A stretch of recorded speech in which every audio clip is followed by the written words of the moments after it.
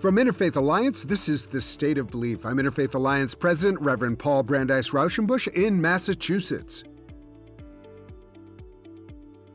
Policy Wonk is a title that those of us who toil on public policy and promotion of democracy inside the Beltway sometimes are labeled, and not always in the most positive way.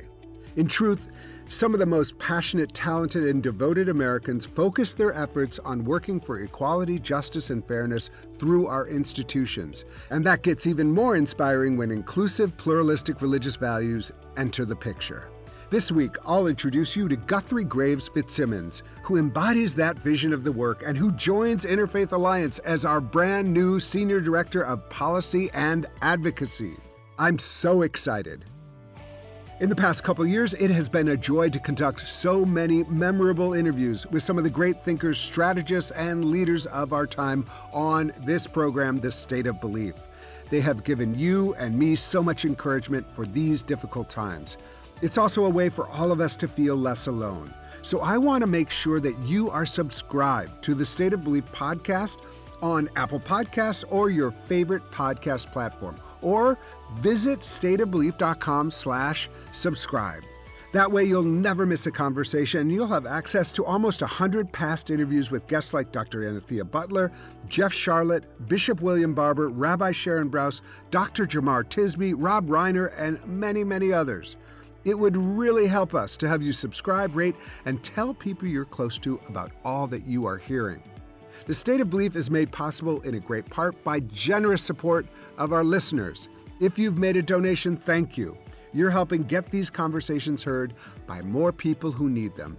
If you haven't pitched in yet, information on how to do that is available at stateofbelief.com, and you can find out more about the work of Interfaith Alliance and join us at interfaithalliance.org. And now to my guest.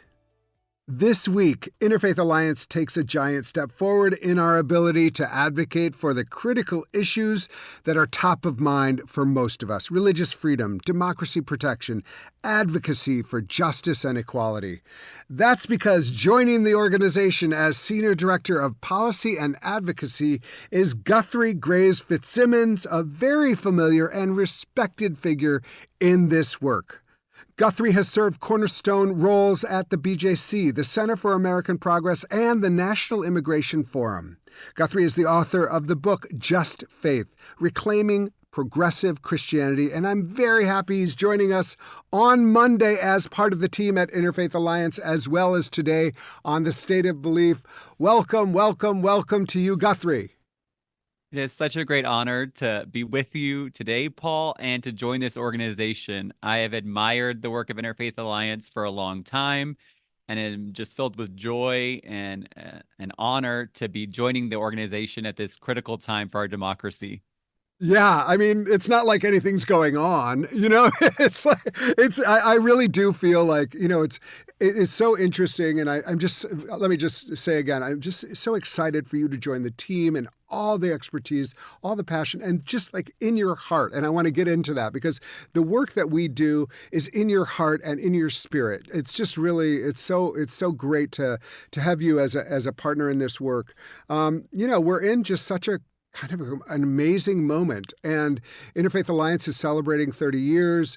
We were started as a response to the Christian Coalition, Jerry Falwell, Pat Robertson, who were kind of saying, we own religion and we're going to tell you what religion thinks. And I think one of the really important things we can do right now is say, no, you don't. And this kind of metastasized, Christian coalition into Christian nationalism, which is, I would say even more kind of militarized and virulent than its predecessor. I didn't think that was possible, but it feels that way. And it's important for us to step up in this moment, representing religious diversity, religious freedom, and the ideas of what it means to represent what we believe is the appropriate and the role of religion in America that the founders intended. So I just welcome, and I know you've really thought a lot about this. So tell me, but more importantly, our listeners, like a little bit about where you come from. Like, where did you grow up, and how religion functioned in your upbringing? Sure. Thanks for that question. And I'm very grateful for the way I was raised in a Progressive Methodist Church in Houston, Texas. My parents were labor union organizers, and so I was raised in progressive political environment and also, learning the teachings of Jesus. And they always seem like two sides of the same coin to me, the work of justice and whether that's economic or racial or social justice, and then what I was learning in church. And I was raised in this activist family and quickly took to that in my own life, and then also to church life, being someone that was super involved in church. I preached on Youth Sunday as a teenager and went on mission trips and to church camp and was just super involved in religion. And from an early age, I was reading Sojourner's magazine and just felt a call to this work of faith-based advocacy as a teenager. And I just dreamed of working in it. And it was a dream that I didn't know exactly how it would work out, but I've been very fortunate now for over 12 years to be able to have found a career and worked in faith-based advocacy, a dream I had as a child that has now become real, and it's my life's mission. It is really dreams come true. But I think, sometimes I just think it's really important for those of us, because I also was raised in I thought of it as kind of milquetoast at the time. Looking back, it actually wasn't milquetoast. It just felt like church, but actually we talked about racial issues in church, and we talked about abortion rights in church, and we talked about other things. And so when people talk about the Christian tradition, I'm always like, well, you have to honor my tradition too. I come out of a very important religious tradition in America, which is, and I want to get into this because you've really talked about this.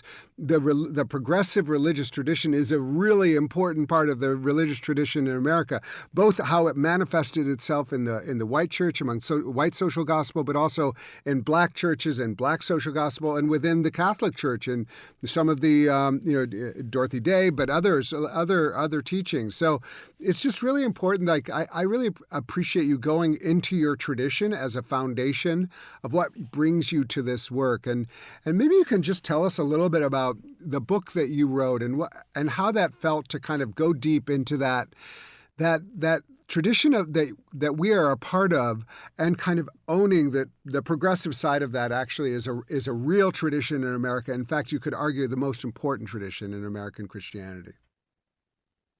I hate when people say conservative Christians are traditional and then Yeah. juxtapose that against Yeah. progressives who are trying to Right. change things against tradition. No, we are part of a long, bold tradition of following Jesus to the work of justice. And that is a tradition that I felt in my family. So I write about that in the book. I dedicate the book to my grandmother, who had this profound influence on me as someone who most modeled the love of Christ in my life to me and everyone she encountered. And that included she would often write a little Bible verse when we'd go to a protest, whether that was protesting the invasion of Iraq or on the picket line with my parents and their union work. And so she modeled for me this tradition that I seek to carry on. And of course, that tradition is in so many different communities all over the world. We see different manifestations of liberation theology, the social gospel. I was fortunate during my time at seminary. I went to Union Theological Seminary and got to take a class with Gary Dorian on the Black social gospel, and then Right. of course study Black liberation theology with James Cone. And so in so many different communities, we have seen this long history.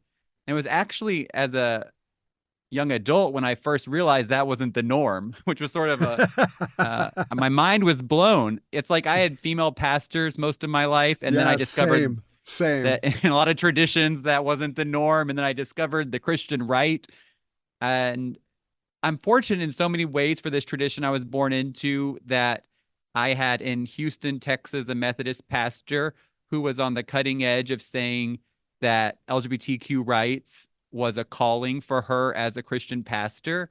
And then, even though I didn't come out myself as a gay man until college, I heard that message as a high school student from my Yeah. pastor. So this Oh, yeah. tradition is the water in which, I was baptized and raised and came to follow Christ myself.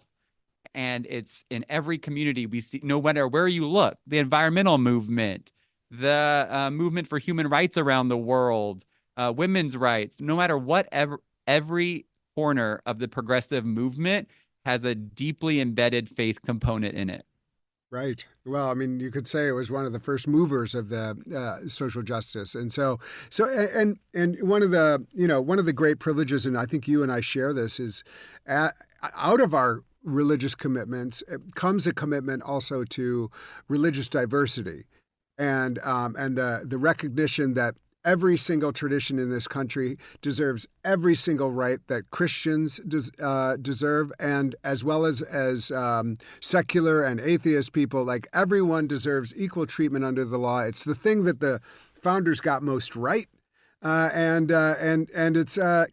And I know that, part of our work is working alongside people of different faith tradition. And so talk about that as part of I think that's one of the great privileges of Interfaith Alliance is that, in our name, in our mission, is working alongside people who are different from us and yet share, equal dignity and equal hopes and dreams for our democracy and for their communities.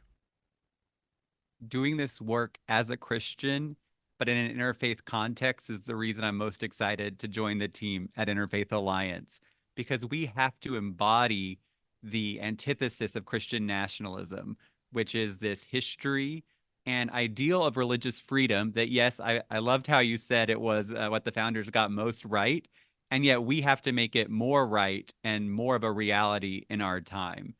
And throughout my career, I've loved working with all different kinds of religious communities. I spent several years working to combat the Muslim ban that former President Trump promised and then tried 4 different times to enact as president. And it said he'll bring back bigger if he wins again. And also so working with different religious communities, working with a diversity of Christians has been a great part of my career. I started working in immigration reform advocacy with very conservative Christians, both Protestant and Catholic, who were advocating for a path to citizenship for the undocumented. And then something I've really loved is getting to work with the organized non-religious and people like American Atheists, Freedom from Religion Foundation, and people who have every right to enjoy the same religious freedom people of faith do. I get frustrated when people talk about interfaith work and it's kind of like pick your religion, but implicit in that is that you need to pick a religion. It may be like pick from these different choices. And religious freedom means little if it doesn't mean the right not to believe and have equal citizenship in the United States. And so those are some of my most treasured partnerships are with people who want the freedom not to believe. Yeah, and you can't really have a productive coalition without having it be really represent as wide of coalition as possible. I want to just get your take on the term religious freedom or freedom of religion, because Rachel at Americans United, she said the word religious freedom. What do you think of when you think religious freedom? On the show, she was telling me this story. She said that to a group of college students, and they all had very conservative things to say about it. Like they were like, "Oh, that's the way people discriminate against LGBTQ people, right?" I mean, unfortunately, religious freedom has the way it's been manifested in our country, using the courts, has really been like I get to discriminate using my faith. And generally, I heard Maya Wiley from the Leadership Conference say like religious freedom has become to mean religious freedom for white men, white Christian men. And the question I'm always asking when someone says religious freedom is whose religion and whose freedom. So let's just make sure we interrogate it. But, part of me is like, this is unsalvageable, that term. We need to, but the principle of it actually is still absolutely necessary. What's your take on that? And how have I'm sure you've thought of all of this and wrestled with this in your own way. My first experience with religious freedom was right after college. I again had this driving passion to work in the areas of religion and social justice. I just didn't know what that would actually look like. And I now had this college degree and was looking to put this into practice. And I read a story about several religious denominations in Alabama had sued the state of Alabama over its draconian anti-immigrant law called HB 56. And it was it made transporting someone in the country without proper documentation a crime. And several religious leaders came together and said, under our faith, this is an infringement on our religious freedom. And we cannot practice our faith, which calls us to love everyone, including undocumented immigrants, if this law is put into place. And I read that and was so convicted by what that lawsuit said and the need to have a broad understanding of religious freedom that I went to Alabama right after I graduated college and helped start what it was the Alabama Coalition for Immigrant Justice, working with faith communities there. And so we need to have a broad understanding. I think, first of all, we need to have a broad understanding of religious freedom claims that the Supreme Court, which I'm looking at right now, right across the street here, has a very narrow understanding of the types of claims it wants to take. The Supreme Court and the Christian right wants to use religious freedom to advance its agenda of gutting civil rights protections and health care. So that is the agenda out there. But, we were just talking earlier about not giving up the word tradition, and we're not going to give up tradition, and we're not going to give up religious freedom as long as I'm, part of this, because this idea of everyone being free to worship and free from the government telling people how to believe, I think is a fundamental freedom, both in the United States and around the world. But it cannot be viewed in isolation. When I was at the Center for American Progress, we did some work with our international human rights team at CAP to say the Trump administration was trying to advance religious freedom internationally apart from the human rights framework and trying to isolate it as saying religious freedom should trump these other rights. And we see that in the United States, too, with people saying religious freedom should trump other people's civil rights. And so we can't isolate religious freedom. It's an important freedom. It's something I've worked on throughout my career. It's something I value, am not going to give up on. But at the same time, religious freedom is one freedom that comes into tension sometimes with other freedoms, and we have to negotiate those differences. And so we need a broad understanding of human rights, of civil liberties, and not overemphasize religious freedom to the detriment of others. Yeah, I think that's exactly right. I mean, the way Interfaith Alliance puts it in our, in our mission statement and our vision is always religious freedom in conversation with civil rights. And, it's not in isolation, and it's not the ultimate trump card. It has turned into that, I think, I think it threatens religion. Actually, to have people, feel like they have the permission to refuse service to people different than themselves, and in public spaces. And I think it's just a terrible. It's terrible for religion. It's terrible for society. It's terrible for democracy. And it's something that we really have to fight against. I think the other point that you made, which is really important, is that often people think of like religious freedom. Okay, I don't have to serve gay people. That's religious freedom in America. Religious freedom, I can take books off the shelf. Oh, okay. That those you could. I would say those are a very dangerous use of religious freedom. But if we're going to have the courts really side on absolutism with religious freedom, then religious freedom, exactly as you worked for in Alabama, to transport immigrants, religious freedom to be able to get and provide abortion for those who want it, religious freedom for people to organize, religious freedom to get people to vote. So I think all of these things, we're in a really interesting moment because of the way that the courts have decided some of the things in the last year and a half. As one of our board members, Sky Perryman, likes to say, there's been no cost yet.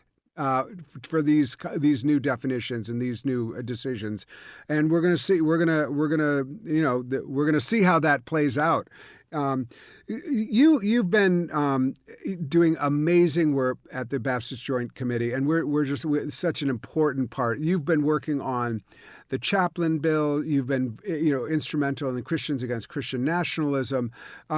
What are some of the what do you view as some of the most crucial issues facing our country right now? I'll start by talking a little bit more about, since you were bringing up religious refusals and turning religious freedom in a right to discriminate, something that frustrates me deeply is that that is an infringement on religious freedom, in that the same civil rights laws that protect LGBTQ people, protect people based on all forms of discrimination, often include a protection against religious discrimination. And, Right. Being able to turn away people because of their faith from your business is the law that is being the civil rights protection that is being gutted by the religious refusal agenda. And so in that way, we need to not, again, give up religious freedom, because in that instance, we were actually trying to defend it from people who would undermine it using their religious refusal agenda. Up next, much more with Guthrie Graves-Fitzsimmons. You can hear full episodes of The State of Belief anytime on our website at stateofbelief.com. You'll also find links to topics we discussed this week, as well as transcripts and more. And make sure you subscribe at stateofbelief.com/subscribe. You're listening to The State of Belief, where religion and democracy meet.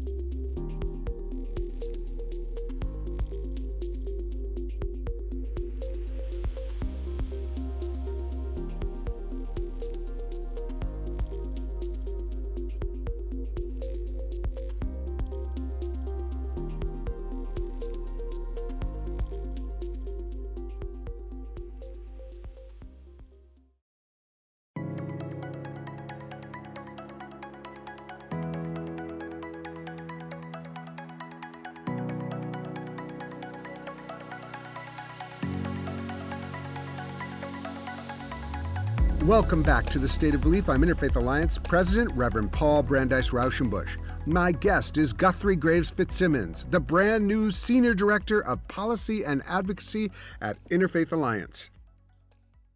Right after the Supreme Court issued the ruling on Creative 303, I was talking with Elizabeth Reiner Platt of Columbia University on The State of Belief, and we were just talking, like, what would actually, given that the way this law was decided, the case was decided, what would prohibit someone from saying, I don't want to take a picture or create a website for a Christian. It's as a pagan, that's something that is deeply offensive to me. It opened up things that felt very like, the further fracturing of our society. We're getting into a little bit of a insider pool here, but this is really important stuff that as a society, how religion functions within a democracy is hugely important. And so these are the kind of things that have real life implications for people. And I'm just, I'm excited that you've been thinking so deeply about them. And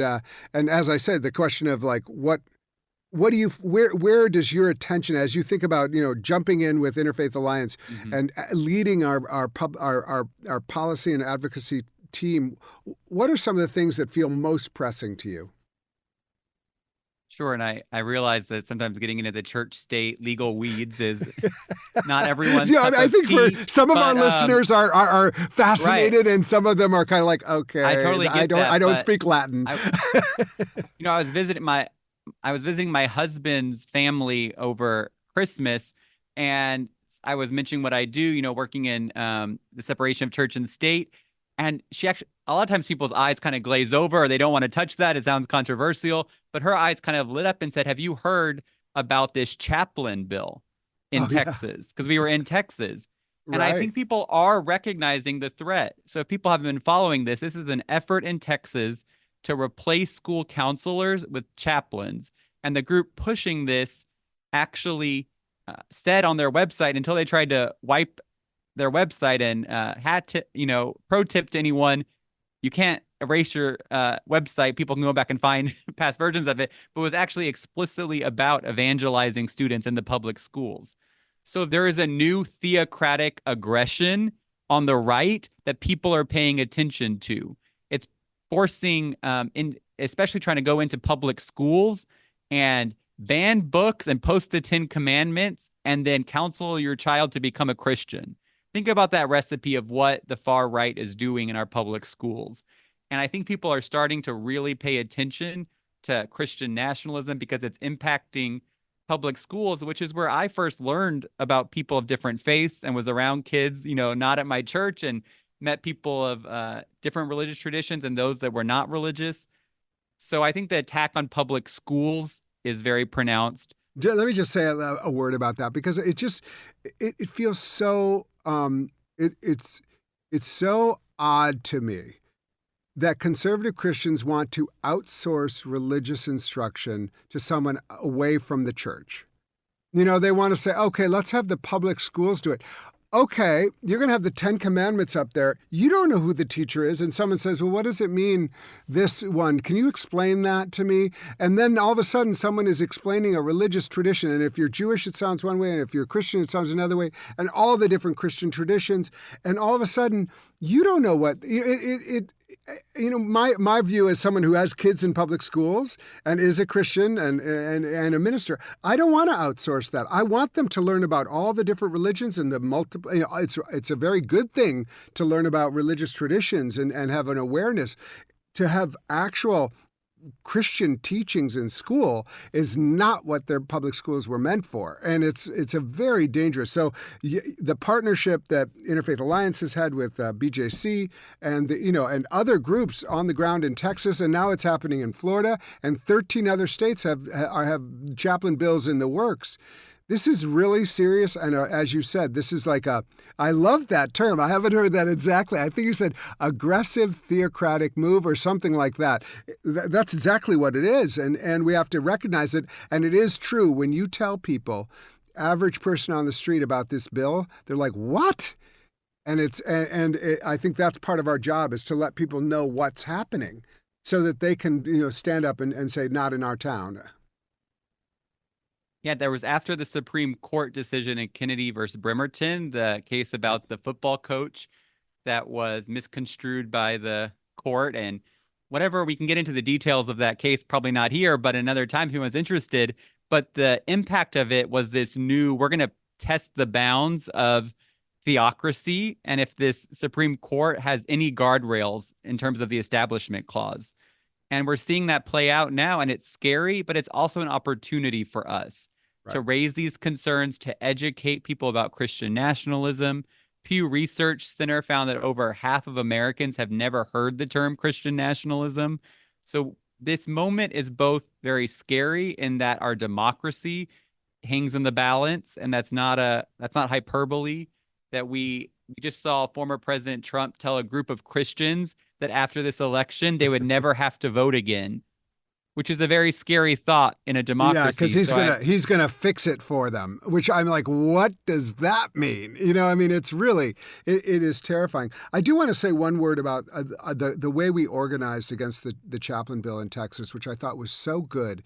And you were a really important part of this, was the headlines that we were able to get after we got all these chaplains and religious leaders to sign on to a letter saying we oppose this because it's bad for religion, it's bad for chaplains, we got the headline, religious groups oppose chaplain bills. That's what you want.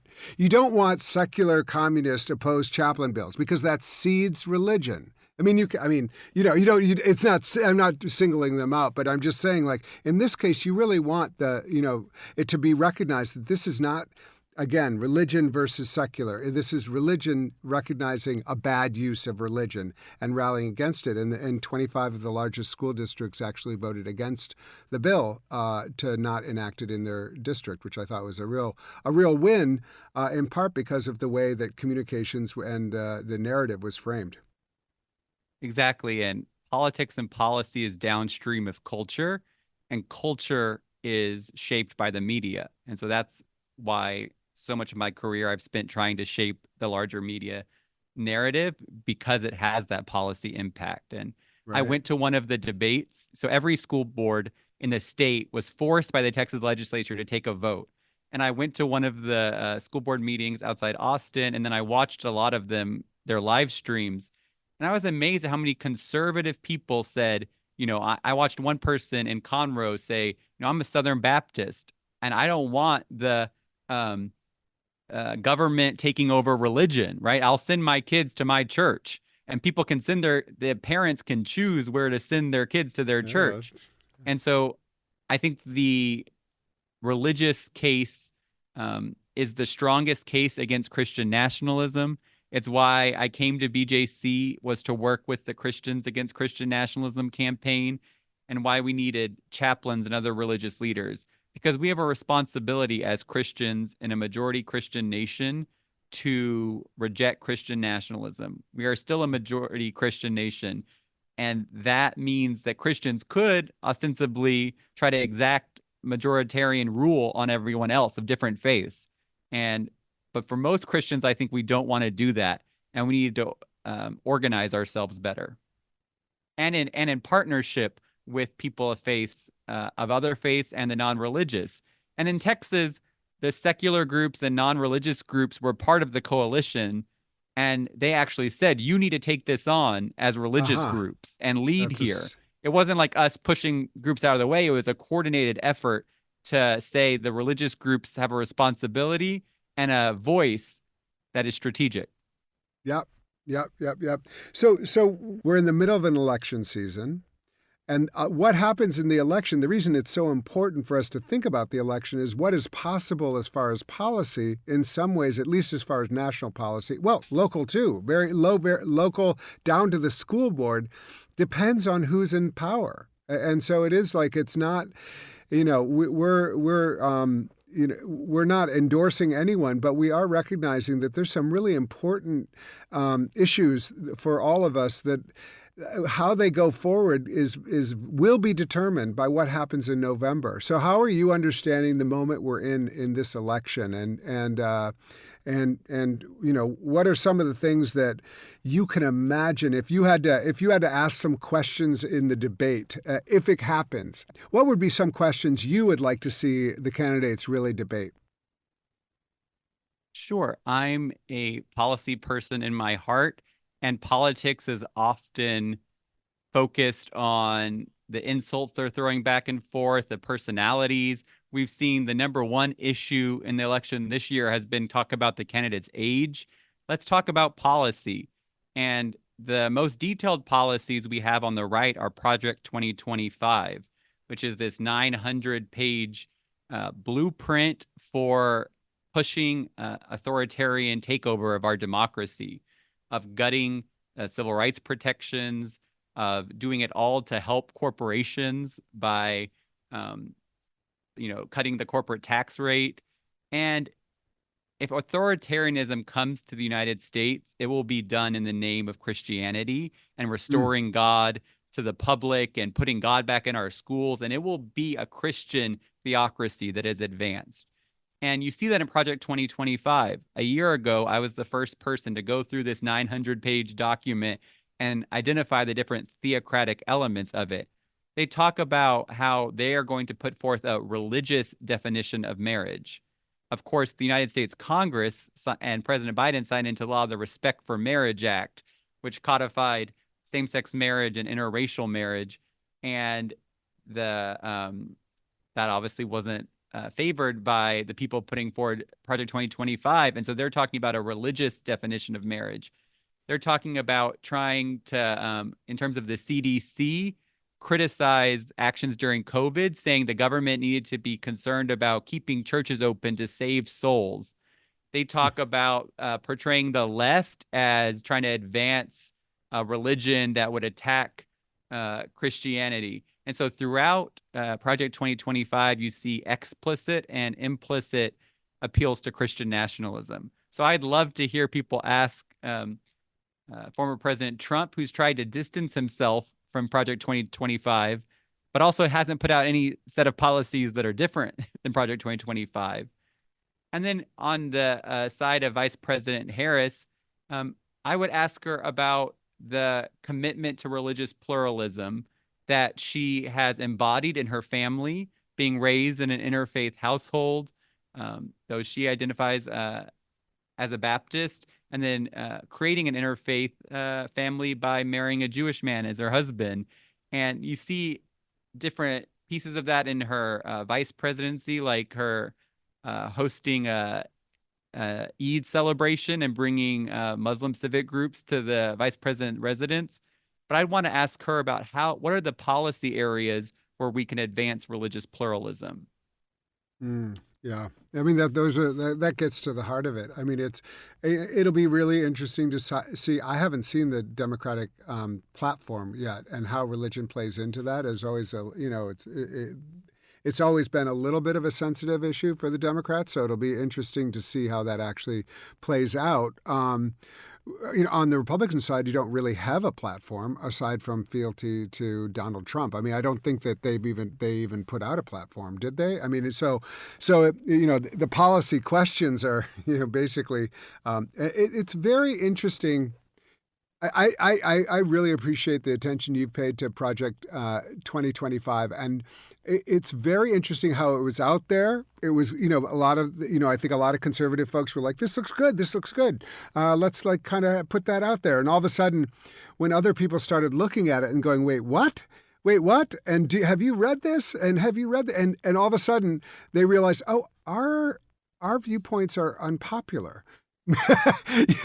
Maybe we need to pull back from this. And now, Trump is saying, like, some of this is ridiculous. And the person, I think, stepped down from the Heritage Foundation, who was one of the architects of it. So it's very interesting to see how radical some of these ideas are, and how actually unpopular they are when people are aware of them. And you've worked on the Hill. I mean, for those of our listeners who haven't spent much time in Washington D.C., especially like doing policy work, what's an experience that you've had working on the Hill that felt, what?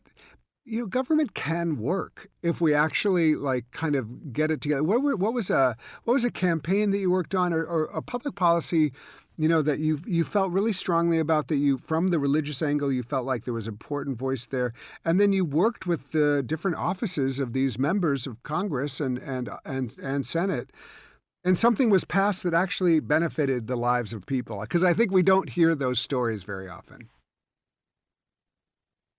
Sure. I think it passed. I think it laid the foundation for something passing. So I'll talk about the Equality Act, which has not passed yet, but would expand federal protections for LGBTQ people. And I was fortunate to co-chair the Faith for Equality Act working group, which was part of a larger coalition of groups working to pass the Equality Act. And we came together with many organizations across different religious communities, and had a petition drive to say, people of faith, support the Equality Act. We refuse to let this LGBTQ equality issue be defined as the godless LGBTQ people versus the Christians who want to preserve traditional marriage. We said we refuse to do that.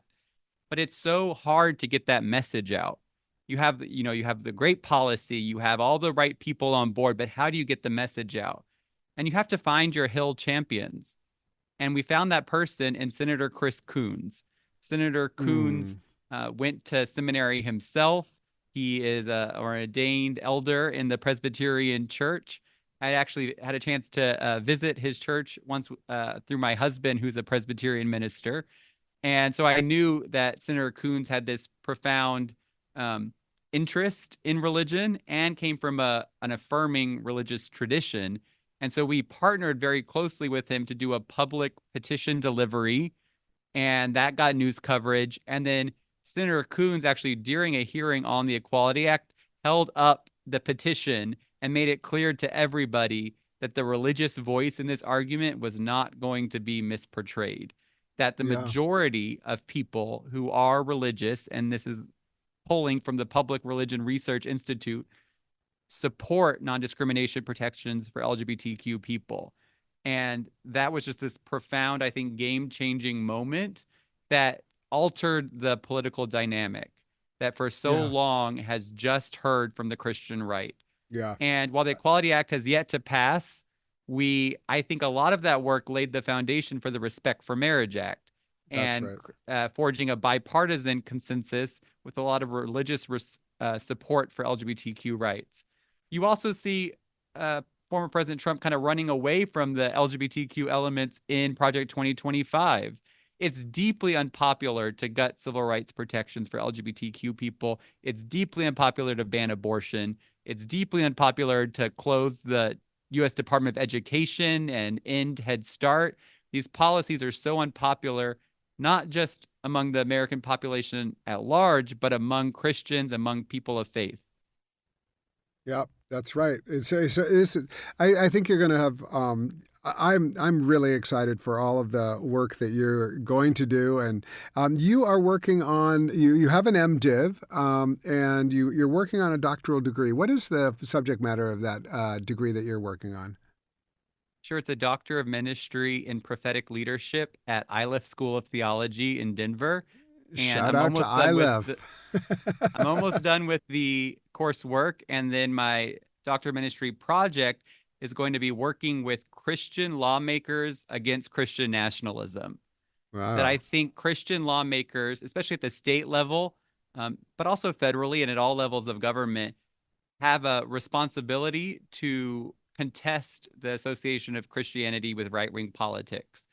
I've gotten Yeah. to know James Tallarico, a state representative in Texas, who's gone He's viral fantastic. all over Yeah. the country repeatedly for his strong, I'm a Christian voice. And he actually goes to the same seminary where my husband graduated from, Austin Presbyterian Austin. Seminary, Yeah. and Yeah. Yeah. there.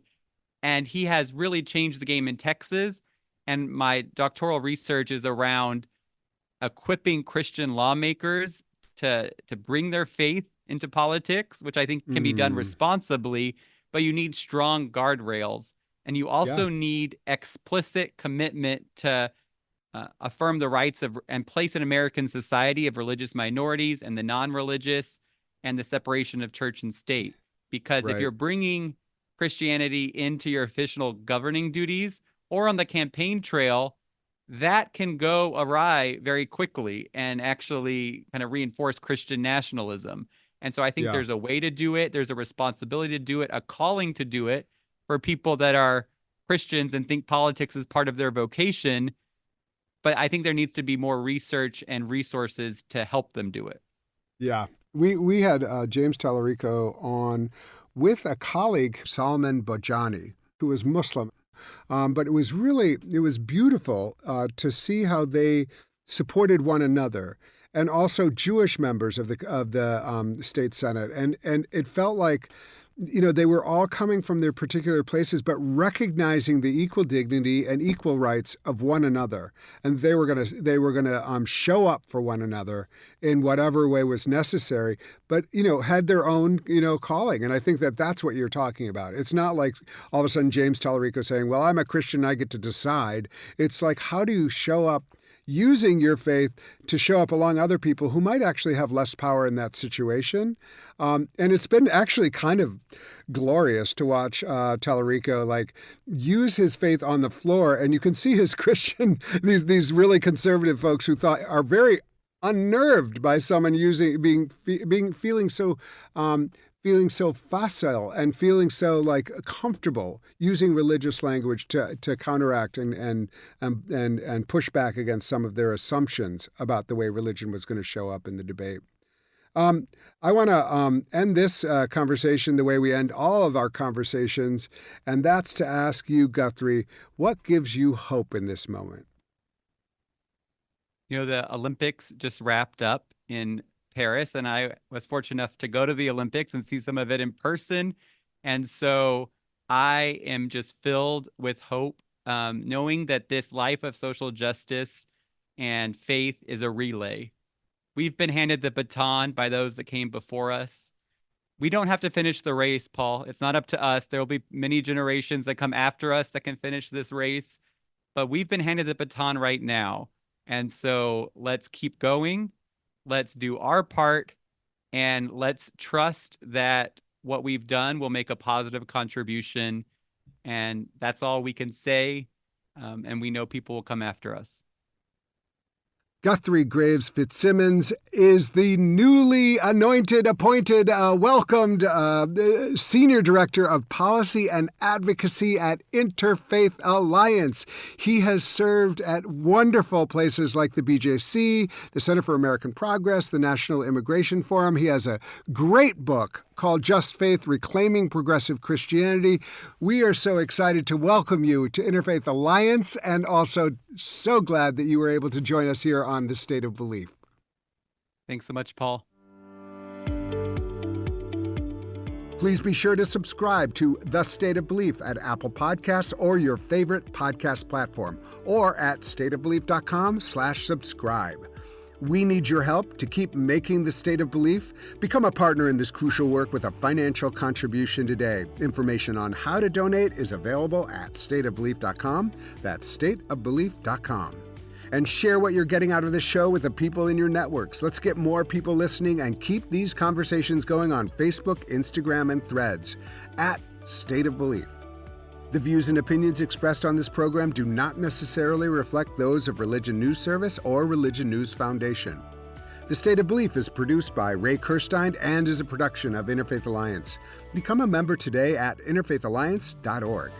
And be sure to join us next week. I will be reporting in from the Democratic National Convention in Chicago. I can't wait. Until then, I'm Paul Brandeis Raushenbush on The State of Belief, where religion and democracy meet.